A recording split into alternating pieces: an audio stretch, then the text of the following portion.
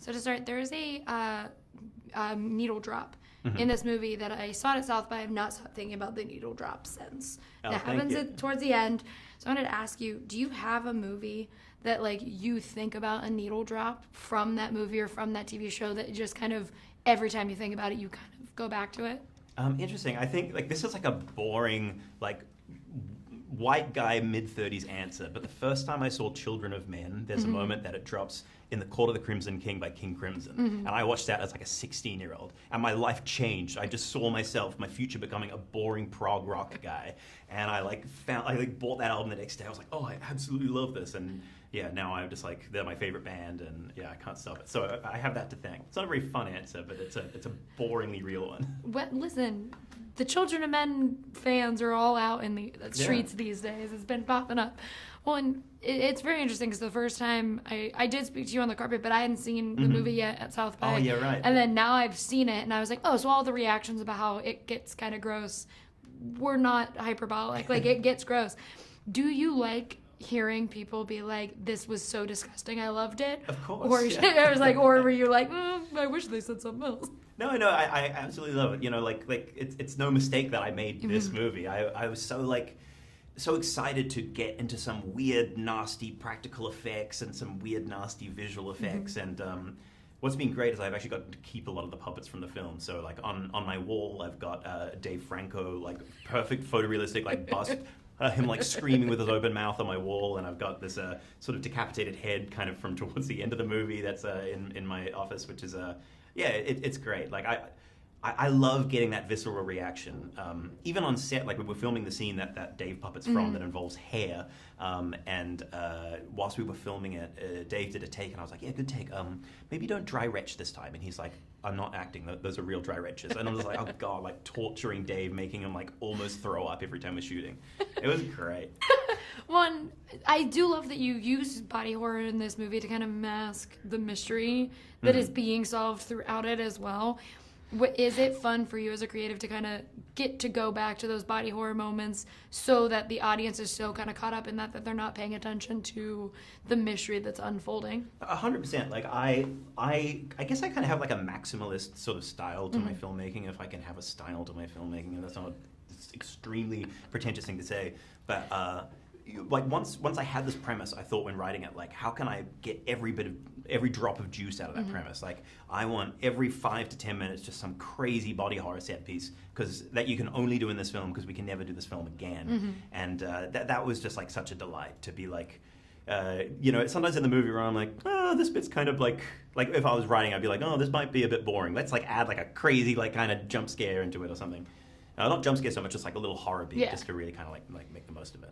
Yeah, and for my last question, I want to ask, you know, it's from Sundance to South by and all these places. This movie has been like labeled as everyone's favorite from the festivals and things like that.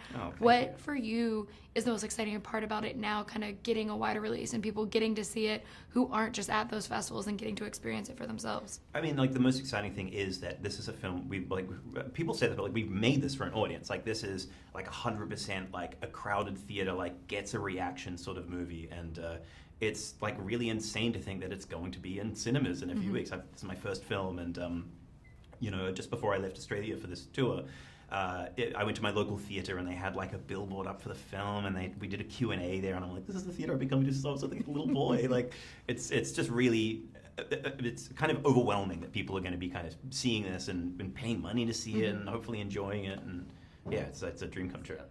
So to start, this movie has made me think about one needle drop since I saw it at South by, and I've not stopped thinking about it. So I wanted to ask both of you, is there a movie or a show, when you think about it, you instantly think of a needle drop from it, and you're just like, you have a fond memory because of that? Oh, wow. God. Oh, my God. It's so funny, because I do feel like there are so many songs that just immediately I know, take like, me what's to something. what's the Say Anything song? In Your Eyes. In Your Eyes. Which we just rewatched recently, and it hits. Oh, it hits. Wow, it hits. Yeah, that's a good one, honey. Let's go with that. Yeah. I respect it. That's a good choice.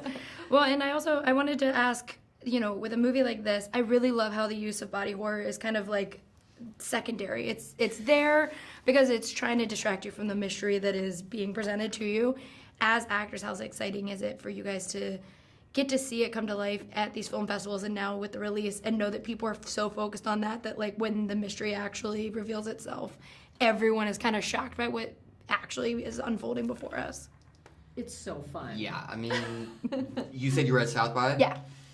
That audience was crazy. That opening. And a true midnight audience. Yeah. I was impressed people were even still awake. It's really fun to be a part of a project that like you're in these audiences and people are vocal. Like we want you to like interact with the movie, and it's like different kinds of emotions. Like people are gasping in fear, and then they're laughing, they're grabbing their partners. It's just it's the best. Yeah.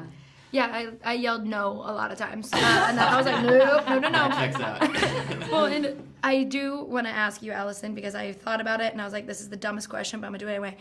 Obviously, if this was a community-based thing, Abed would direct it. Yes. Oh, yeah. But who do you think would be the characters that would make the best body horror?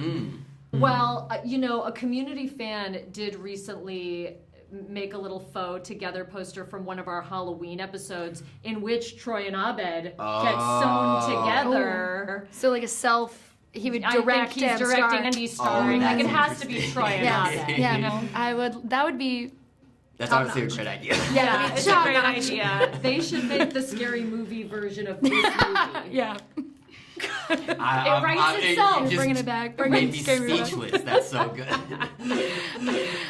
For the last question, I want to ask you guys, I am so excited because I remember before I saw it at South by, everyone talked about it from Sundance, saying it was their favorite in Sundance. Same thing happened with South by, but now audiences who have heard that for months are getting to see it for themselves. What for you is the most exciting part about those people finally getting to kind of experience what you guys have made?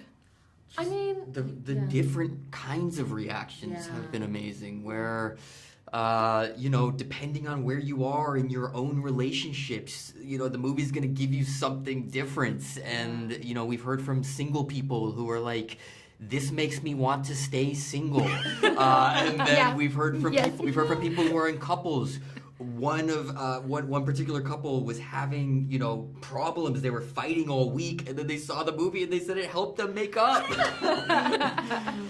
Yeah, It's cool to see. definitely. It's cool to see Everybody the is different reactions. Yeah, definitely. It's wonderful. I think also just seeing that people are still surprised by the movie. When you're doing a lot of press for something, you're talking about it a lot, you're showing clips for it, the hype gets hyped, but audiences are still, just like the movie holds up, like it has enough fun surprises and emotional depth for every type of person to connect to, and it's really exciting to see. And one of the coolest reactions has been people who don't typically seek out this genre are really enjoying it, and I think it's because, like, at its core, it's this movie about a relationship, and I think it's very relatable. Whether or not we want to admit that we're in codependent relationships in our life, I think everyone can kind of latch onto something. Yeah, I 100% agree. I love it. I can't wait to do a double feature of sleeping with other people and then this movie. Yeah, I feel like that's a great double feature. That's the perfect date night. But thank you guys for talking with me. I really appreciate it. Thank you. Thank you.